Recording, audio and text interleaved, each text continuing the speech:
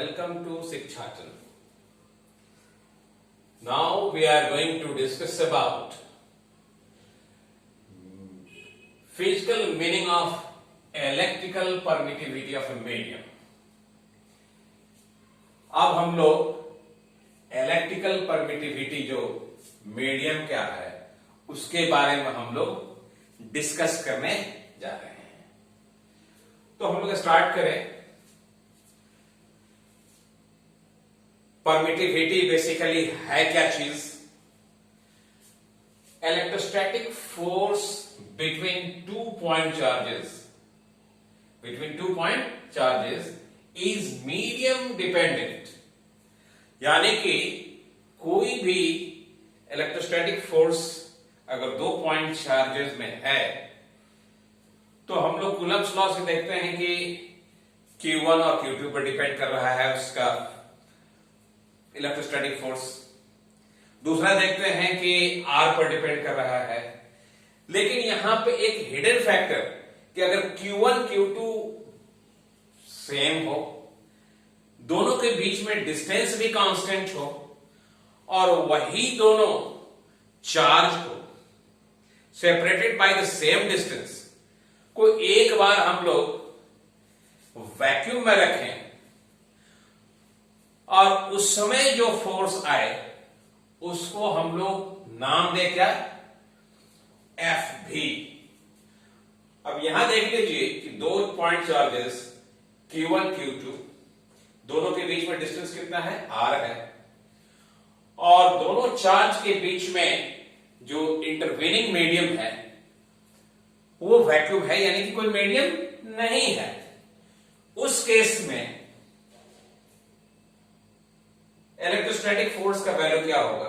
According to Coulomb's law FV, भी जो subscript है वो वैक्यूम को डिनोट कर रहा है 1/4 पाई एप्सिलॉन नॉट, क्योंकि वैक्यूम है तो यहां एप्सिलॉन नॉट आ जाएगा। Q1 Q2 by R square. Epsilon not इसलिए ले रहे हैं कि हम लोग वैक्यूम। अब यही दो पॉइंट चार्ज Q1 Q2 उतना ही दूरी R, अब हम इसको एक दूसरे मीडियम में प्लेस कर देते हैं। जब हम उसको दूसरे मीडियम में प्लेस कर देते हैं तो हम ये पाते हैं कि अब इलेक्ट्रोस्टैटिक फोर्स का वैल्यू बदल जाता है। इलेक्ट्रोस्टैटिक फोर्स का वैल्यू क्या होता है? बदल जाता है। अब ये जो बदला हुआ इलेक्ट्रोस्टैटिक फोर्स का वैल्यू है, इस केस में जब वही दोनों चार्ज उतना ही सेपरेशन R, अब उसको हम एक मीडियम में डाल दिए तो अब देखते हैं कि इलेक्ट्रोस्टैटिक फोर्स का वैल्यू जो है Fm, m सबस्क्रिप्ट मीडियम के लिए है, क्या आता है? 1/4 पाई एप्सिलॉन। अब इक्वेशन 1 में क्या है? Epsilon not. एप्सिलॉन नॉट इसलिए है कि वहां हम लोग वैक्यूम की बात कर रहे हैं और यहां एप्सिलॉन इसलिए है कि हम लोग मीडियम में ले रहे हैं, कोई मीडियम के लिए एप्सिलॉन। तो Fm क्या है? 1/4 pi epsilon Q1 Q2 upon R square. अब दोनों को कंपेयर करने का सबसे आसान तरीका है कि डिवाइड कर दें। तो dividing equation 1/2 we have FV by Fm, it is equal to 1/4 pi epsilon naught Q1 Q2 upon R square upon 1/4 pi epsilon Q1 Q2 upon R square। अब ये तो टर्म्स कट जाएंगे, बचेगा क्या टर्म? तो epsilon upon epsilon not. FB यानी कि force between the charge point charges Q1 and Q2 separated by the distance R upon the force between the same two point charges separated by the same distance R when placed in medium Fm, इस दोनों force का ratio क्या हो जाएगा? Epsilon upon epsilon naught. अब यहां पे देखते हैं कि ये फोर्स का रेशियो जो है it is now defined in terms of a new property, that is electrical property of the medium. Epsilon,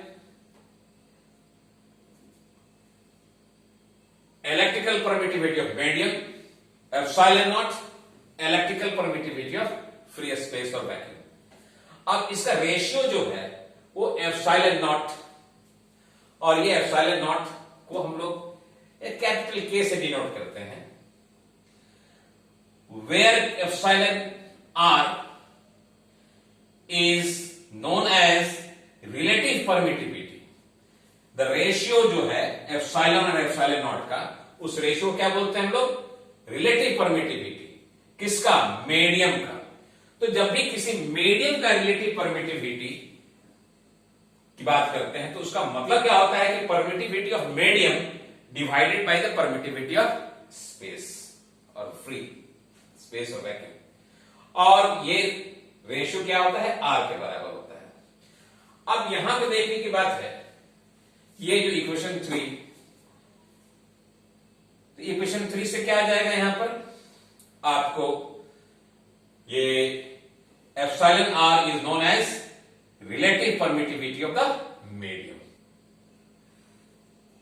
अब ये इक्वेशन 3 जो है F B upon F M, यानी कि force between the 2 point charges Q1 Q2 separated by distance r divided by the force between 2 point charges Q1 Q2 separated by distance r placed in a medium. अब इसका ratio जो है epsilon upon epsilon not के बराबर है, और उस ratio को हमने डिफाइन किया एक नए टर्म के रूप में, वो एप्सिलॉन आर, जिसको हम लोग नाम दिया रिलेटिव परमिटिविटी. और ये रिलेटिव परमिटिविटी को हम एक और नाम दे सकते हैं के. ये क्या है के? इसको बोलते हैं डाइइलेक्ट्रिक कांस्टेंट. Dielectric constant. अब हम लोग डिस्कशन को आगे बढ़ाते हुए चले कि इक्वेशन 3 से लीजिए ये पोर्शन को कंसीडर कीजिए. इक्वेशन 3 का कौन सा पोर्शन? इस पोर्शन का कंसीडर कीजिए. Epsilon upon epsilon naught is equal to epsilon r. अब यहां से अगर एप्सिलॉन का वैल्यू लेना होगा तो सिंपली आ जाएगा क्या? Epsilon is equal to epsilon r into epsilon naught. ये बात क्लियर है? और इसको हम लोग रीमोडिफाई कर सकते हैं कि electrical permittivity epsilon of the medium is equal to k epsilon naught, जहां के डाइइलेक्ट्रिक कांस्टेंट. अब ये आ गया इक्वेशन 4. इक्वेशन 4 को हम लोग जब इक्वेशन 2 में हम लोग डालेंगे, force between 2 point charges Q1 Q2 separated by distance r, तो हम लोग देखते हैं कि Fm is equal to 1/4 by epsilon, क्योंकि मीडियम है. क्या है वहां पर? मीडियम है, और उस मीडियम का इलेक्ट्रिकल परमिटिविटी कितना है? साइन. ये एप्सिलॉन है, और एप्सिलॉन का वैल्यू कितना है? Epsilon r relative permittivity into the absolute permittivity of free space, यानी कि epsilon is equal to epsilon r into epsilon naught. अब एप्सिलॉन की जगह हम लोग क्या लिखेंगे यहां पर? Epsilon r into epsilon naught, तो 1/4 पाई, और एप्सिलॉन की जगह हम लोग लिख रहे हैं epsilon r into epsilon naught Q1 Q2 upon r square. इस चीज को हम लोग और दूसरे तरीके से भी लिख सकते हैं. Fm इज इक्वल टू 1/4 पाई, और एप्सिलॉन आर की जगह क्या लिख सकते हैं? K dielectric constant into epsilon naught Q1 Q2 upon r square. तो ये सारे डिस्कशन से हम लोग क्या कंक्लूजन पहुंचे? यही कंक्लूजन पहुंचे कि कोई भी 2 पॉइंट चार्ज के बीच में अगर कोई एक कांस्टेंट डिस्टेंस ले लें और उसी पॉइंट चार्ज को अलग अलग मीडियम में रखें, तो हम लोग ये पाते हैं कि अलग अलग मीडियम में इलेक्ट्रोस्टैटिक फोर्स का वैल्यू डिफरेंट होता है. और ये डिफरेंस ऑफ इलेक्ट्रोस्टैटिक फोर्स जबकि Q1 Q2 बराबर है सब केस में, डिस्टेंस बराबर है। हाँ, क्या नहीं बराबर है? तो मीडियम, यानी कि मीडियम का रिस्पांस जो है इलेक्ट्रोस्टैटिक फोर्स के मैग्नीट्यूड के डिटर्मिनेशन में है, और ये रिस्पांस ऑफ द मीडियम को, जो electrical property of the medium है, हम लोग क्या बोलते हैं? Electrical permittivity. अब सवाल है कि इलेक्ट्रिकल परमिटिविटी को हम लोग कंपेरेटिव टर्म में स्टडी करते हैं, कंपेरेटिव टर्म में स्टडी करते हैं।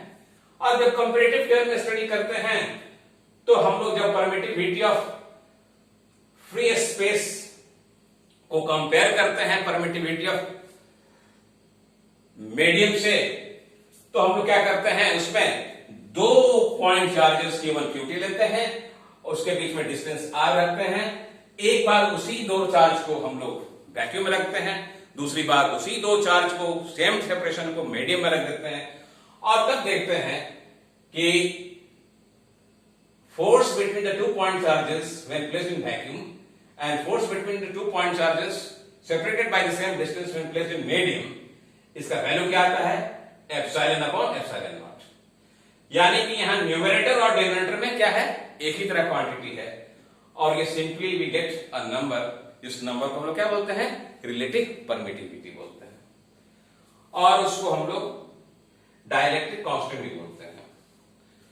तो ये बात क्लियर हो गया कि response of the medium to determine the electrostatic force between charges is electrical permittivity.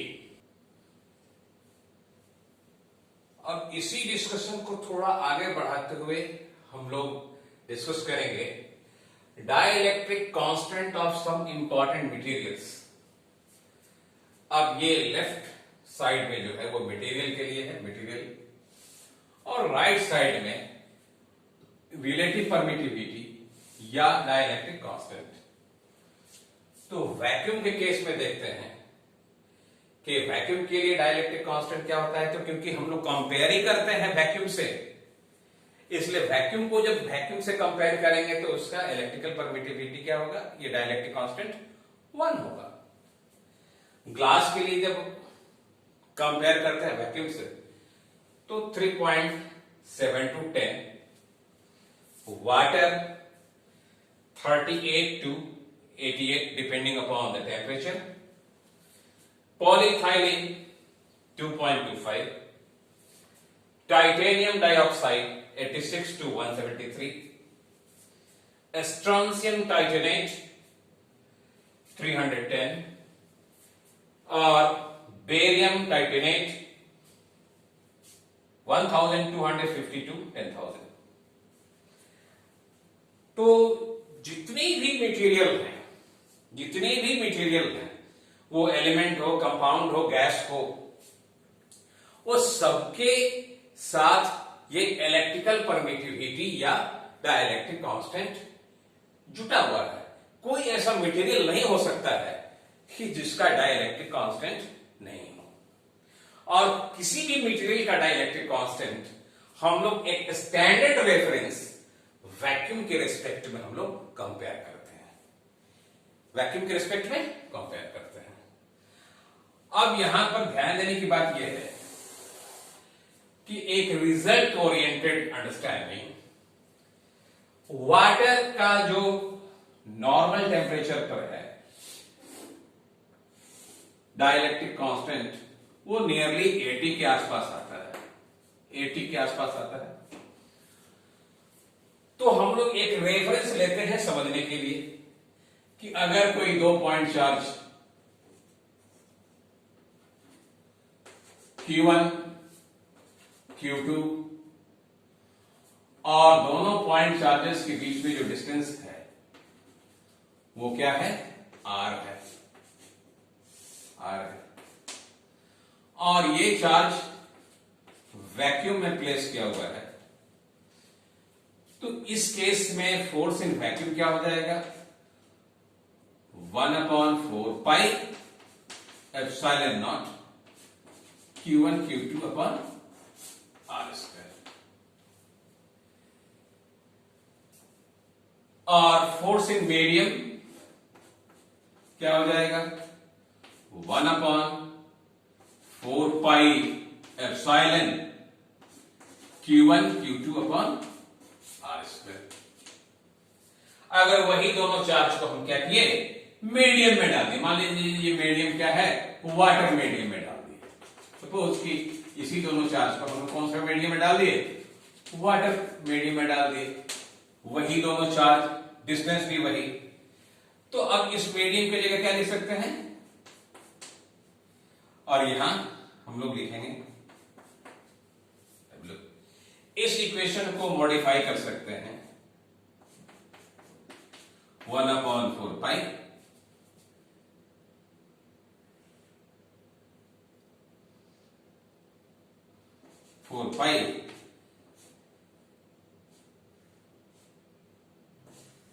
Epsilon relative permittivity of water epsilon naught Q1 Q2 upon R²। Electrical permittivity of water की जगह हम लोग क्या लिख सकते हैं कि relative permittivity of water into the relative permittivity of free space.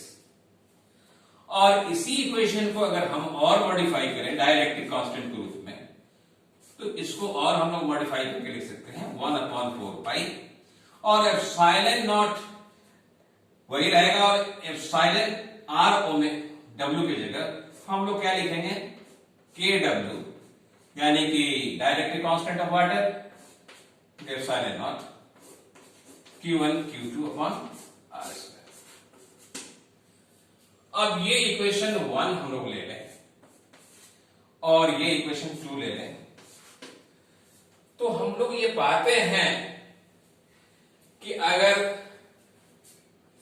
FV upon FW कर दें तो इसका वैल्यू जो है 1/80। और हम लोग ये देखते हैं आपको कि FV epsilon upon epsilon not, यानी कि रिलेटिव परमिटिविटी ऑफ वाटर, तो वही दोनों चार्ज को जब वैक्यूम में रखते हैं और वही दोनों चार्ज को उतना ही डिस्टेंस सेपरेट करते हुए वाटर में जब रख देते हैं, तो फोर्स ऑफ इलेक्ट्रोस्टैटिक फोर्स कितना घट जाता है 80 टाइम्स घट जाता है। क्या घट जाता है 80 टाइम्स घट जाता है, 80 टाइम्स। यानी कि जिस मीडियम का डाइलेक्ट्रिक कांस्टेंट ज्यादा होगा, जिस मीडियम का रिलेटिव परमिटिविटी ज्यादा होगा, तो उस मीडियम का रिस्पांस इस तरीके से होगा कि इलेक्ट्रोस्टैटिक फोर्स का मैग्नीट्यूड को कम करेगा।